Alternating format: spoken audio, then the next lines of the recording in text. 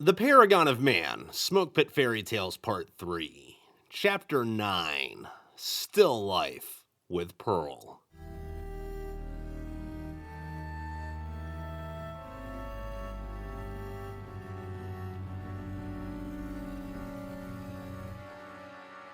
Some nights after the storm stopped, I was half laying on a makeshift raft with my legs in the water, as it wasn't big enough for me to lie on completely, and my feet hit something. I was almost asleep when it happened, and the sudden sensation of something solid jolted me awake. I moved my feet around and found there was sand. I looked around, but it was too dark to see anything in any direction besides the blackness of night. I shuffled around in the sand below. Deciding to test it, I grabbed my Alice and pushed myself down into the water. It was only chest deep. Woohoo! I cried out in joy. I grabbed my pack and mast again and started wading through the water. I thought I heard waves crashing on the beach and headed in that direction. The water got more and more shallow until I walked up onto a beach. I pulled the mast and pack up maybe about 20 yards and collapsed.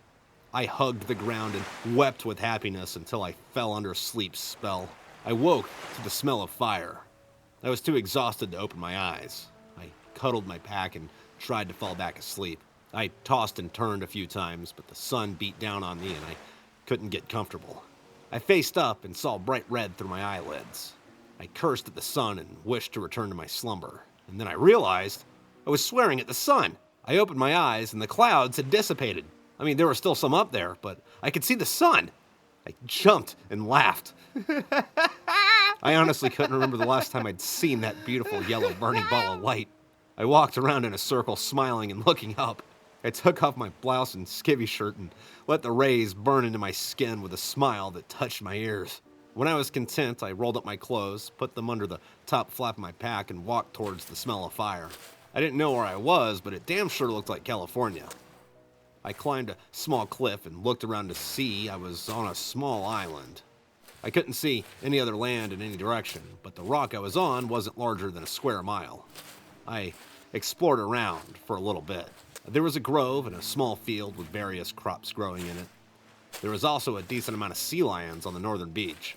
I walked along the coast around the island until I saw someone sitting on some rocks sewing in front of the ocean. I didn't really know what to think. I thought I must have looked abhorrent, and I didn't want to frighten her. But there was no way I was going to be on that island for any amount of time without her noticing. I decided to walk up. When I was about 20 yards away, I said in a loud but friendly voice, "Hello!" She jerked her head to face me. The look on her face was more confused than fear. She gave me a curious, Who the hell are you? My name's Hank. I washed up on the island last night. I kept walking until I was about 10 feet away from her and sat down next to the rocks. My boat got struck by lightning and I'm kinda shipwrecked. She smiled and cocked her head. I don't think there's ever been anything kinda about being shipwrecked. Yeah, I guess not, huh? Where are you sailing to? Her voice was sweet. She had long brown hair, the curls resembling the waves crashing on the rocks down the beach. Her skin was darker than mine, but had an olive tint. She had almond-colored eyes, lips that resembled rose petals, and an oddly straight set of pearly white teeth. I wouldn't have called her plump, but she was definitely thick. It looked like she spent a few hours every day doing squats, although I wouldn't know where she'd do that unless she had hit a gym on the island somewhere.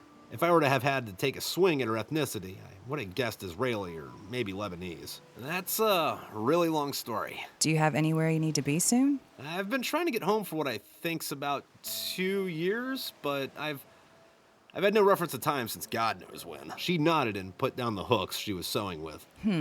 What's your name? Hank Allensworth. You? Pearl? Nice to meet you, Pearl. So, is this your island? That it is. I managed to make it out here after everything happened. It's a bit lonely sometimes, but I like it. I'm isolated, but I don't have to worry about other people, and I have plenty here to live off of, and the sun's back. I know, right? When in the hell was the last time we saw that thing? Yeah, I woke up this morning and started a fire outside of the house in my cave back there, and when I walked out to look at the ocean, boom, the sun's out. Pearl was very animated with her hands. So I put some food in a pot, hung it over the fire, and I've just been sitting out here soaking up the sun all morning. Did you say food? Pearl raised an eyebrow to me. I did.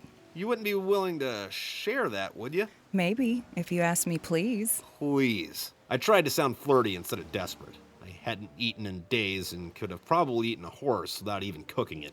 Mane, hooves, and all. Sit right there. I'll go get you a bowl. She stood up and walked back into the cave.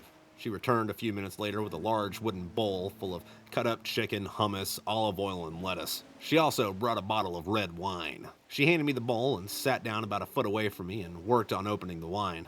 After you eat, you have to tell me your story. It's only fair. She smiled at me and ran her eyes over my body. You also need a shower. You smell like seaweed. I took a bite of the food she gave me. At the time, it was the most delicious thing I could ever remember eating. My God, this is great! I'm glad you like it. She took a sip of the wine straight from the bottle and handed it to me. I also took a swig. She took the bottle back and held it as I ate. So, Marine Corps? Yeah, how'd you guess? The uniform and the Alice pack. I looked away from the food and back up to her. Your boots are unbloused and your hair is way out of regs. I cocked my head and gave her an inquisitive look. I was stationed up in 29 for a while. Oh, no shit. I'm with 27. I stopped eating for a moment when it hit me. I'm also the last person alive in 7th Marines. Pearl's eyes grew wide. She looked shocked. Where are you coming from? Russia. Oh my God. I raised my eyebrows and took in a deep breath. Then I went back to eating to try to get my mind off the Marines. You came all this way from Russia? I did. There were more of us, but as of whenever the boat got struck by lightning, I'm it. Unless someone else manages to drift up somewhere safe. I'm sure Doc's fine. Or will be, I thought, finishing the last bite of the bowl. Pearl stood up and grabbed my hand. Come on in, let's get you cleaned up. She pulled me into the cave on the cliff. She had a nice little house set up inside. There was only one room. All she had inside was a bed, a couple of paintings of mermaids, a shelf with miscellaneous cooking items, and a wooden chest. She put the wine bottle down and grabbed a large cast iron pot and a towel. She stepped back outside her room into the cave, went down to the ocean, filled the pot with water, and then hung it over the fire. I met her at the flames with the wine in my hand and sat down. So how long were you in Russia? The whole thing. I was actually training in Latvia when the Russians invaded. I was there for every damn second of the fucking war. That had to be rough. Hard way to get your cherry popped, right? I ignored the rudeness of her statement because she was being more hospitable to me than I could have asked for. No, actually, I did 2 tours in Afghan, another in Iraq, fighting the Iranians before that. Oh? Yeah, I was actually in Iran when the Virescence landed. Then I got wounded and was in a coma for a while, and when I woke up, there's green people running all over the place. What happened in Iran? I got blown up. Pearl ran her eyes over my body. You don't look that scared. I thought about the cave in Iraq. Miraculous recovery, I guess. The pot started to steam. Pearl grabbed the handle, placed it in front of me, and handed me a towel. So are you trying to make it back to 29 Palms? I soaked the towel and started washing the salt off my body. No, I don't think I'll ever need to go back up that way again. I'm making my way to Ramona. I got a house up that way. Hopefully it's still there. What about your family? Well, I'm hoping my wife's at the house. I took in a deep breath and wondered about Penelope. I'm hoping that she's still alive. I don't know what the hell's going on. Shit was so bad in Russia that I didn't talk to her for months before the fighting stopped. Last time I talked to her, she was 6 or 8 months fucking pregnant. So you don't even know anything about your kid? Pearl looked like she was disappointed that I was taken. Nothing. Not a damn thing. I don't know the name, gender, what he looks like. And Penelope's virescent, so I don't even know what to think about that. My heart sank again, thinking about what could or couldn't be at home, combined with the fact that all my friends were dead, stabbed me like a burning dagger in a frosted slab of meat. I could feel the raw emotion seeping out of me. I tried to hide that I was shaking from Pearl, but she saw it. She sat down and wrapped her arms around me, rubbing my hair. It's okay. I haven't been home in years. I could feel the pressure building up behind my eyes. And all my friends are dead. I started to choke up and a steady stream of tears started pouring from my face. And I don't know what to do. I'm trying to get home, but I don't know if there is a home. I mean, all the other fucking deployments I went on, the wars I fought, the shit I've done and been through, I always knew in the back of my mind that all I had to do was not die and I could come home. But now it's like, I went through all this shit and I spent all this time in St. Petersburg watching my friends die so we could occupy a little bit of land, killing people every fucking step of the way, just drenched in fucking blood, and all for what? Is there nothing? What was the fucking point? They blew the goddamn world up. The fucking sun disappeared for a year as if to show us that God even turned his back on us. I don't even know what the fucking point of living is anymore. And all I can think of is how much I want to go home and be with my wife. I try not to think of the worst that could happen, but to be honest and fair, I think she died when the bombs dropped. I mean, she worked downtown in San Diego, and there's no way they didn't blow that the fuck up. My sobs turned to straight blubbering, but I couldn't help but keep talking to her. Maybe I just needed someone to listen. I had never said more than a few words to anyone who wasn't there about combat. I mean, not even really Penelope. I kind of felt like a fool telling this stranger, but for some reason I trusted her. When I was in Iraq, our fucking truck fell into this pit while we were in this firefight, and there wasn't enemies while we were stuck in that fucking cave, but everyone died besides me and Doc. Then when we were in Iran, fucking trying to take this airfield, a helicopter got shot down, and we're trying to rescue the pilots, and I got shot to shit, and I don't remember how many times. It was like at least 10, but then I got blown the fuck up.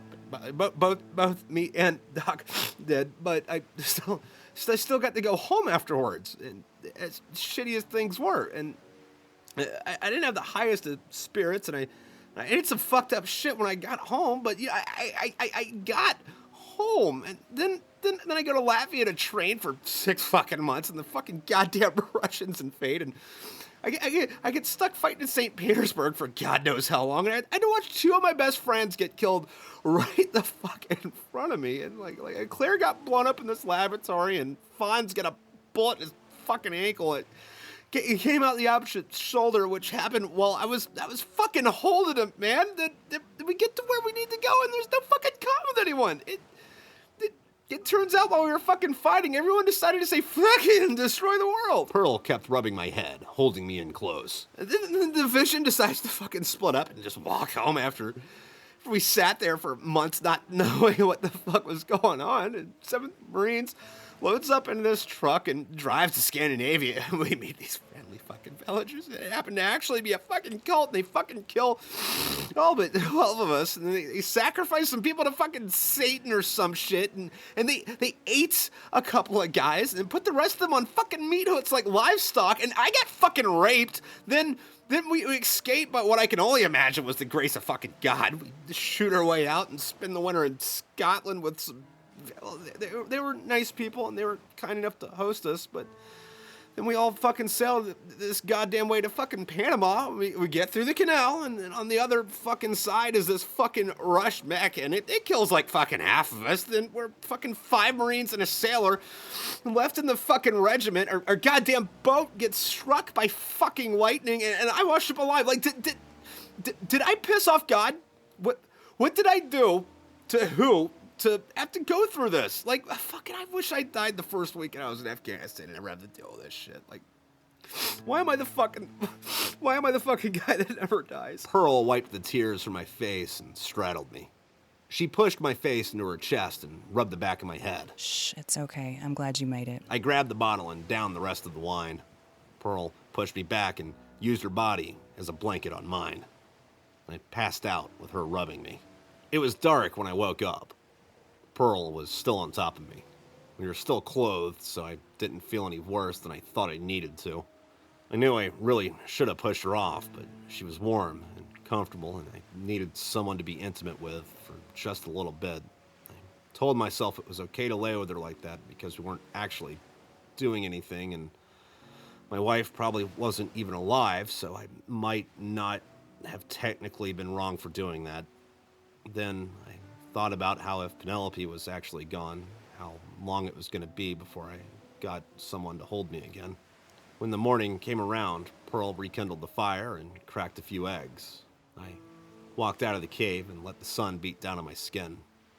I sat on the rocks, watching the waves crash on the beach when she brought me a small bowl of scrambled eggs. I took the bowl. Thank you. No problem. I took a bite of the egg. So, how'd you get out here, if you don't mind me asking? Nah, I got out of the Marines and was kind of tired of life. I was actually seriously considering killing myself for a while, but I figured before I do that, I might as well see if it's just me that's fucked up or if it was everyone around me. So I sold all my stuff, bought a boat, and started sailing around by myself. I found this island uninhabited and set up shop. I don't know who it used to belong to, but it's mine now. I used to go up to San Diego or Mazatlan for supplies every once in a while. The ultimate goal was to be self-sufficient by myself down here. Originally, I just wanted to stay over a year, but one day, I sail up to San Diego and it's not there anymore. I guess I lucked out. Kind of ironic, don't you think? Deciding to leave the world behind so I don't kill myself, turning out to be what saved my life while everyone else died? Yeah. The world's fucked up. Now most of it's gone. Good riddance.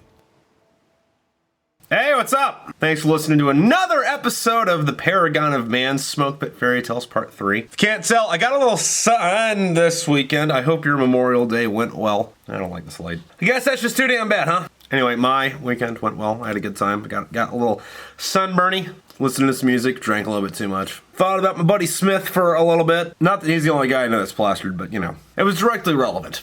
So we were drinking, we're listening to a lot of Steel Panther, and Smith liked to listen to Steel Panther, and he would do this thing where he would mix Angry Orchard and Fireball and then bang fat chicks. So I hope your weekend was spent listening to Steel Panther, drinking weird liquor, and banging fat chicks. Unless you are a fat chick, in which case, I hope you got laid. So yeah, Memorial Day, yay. Anyway, Smith decided to, paint the armory brain matter gray one day, like during the chow break. That's why that was relevant. Anyway, thanks for listening to another chapter-sode. I believe that this is just Ave DeVera playing Pearl on this one, huh? That's about it. Okay. Story's moving along. Thank you, Patreon people. You guys, helped make all this happen. And thank you to everyone who's gotten a war chest. I would show you what pins got put in the map, more recently. But no one's fucking bought one of these since the last video, so... man, I am fucking orange, man. I got all the sun. Yeah. Hope you guys got some sunshine, too. Go outside, touch grass. It's fucking good for you. Also, buy a war chest. The war chest is... I've talked your ears off about the war chest. You know what the war chest is. Sometimes I put pins in the maps up there. You know what's up. But anyway, thank you to everyone who's gotten a war chest. And everyone who's following over on Patreon... I should have another chapter-sode. I should have another chapter-sode up over on Patreon here in the next day or two. And that's going to be chapter, I think, 7 or 8 of book 4. That one's been coming on just a little bit slower, but that's also because this month has just been fucking one thing after a fucking another. Not necessarily in a bad way, but just like paka. You know what I mean? Ugh. Good times. Anyway, I'll catch you around. I think there are a few bloopers in this. Why is my throat doing that? Anyway, I'll catch you around. There should be a few bloopers. And then we'll get you another chapter next week. All right. Y'all have a good one. Ciao. Is there going to be a weird delay when I record this shit? Or are you just being stupid? Huh? Testing. 1, 2, 3.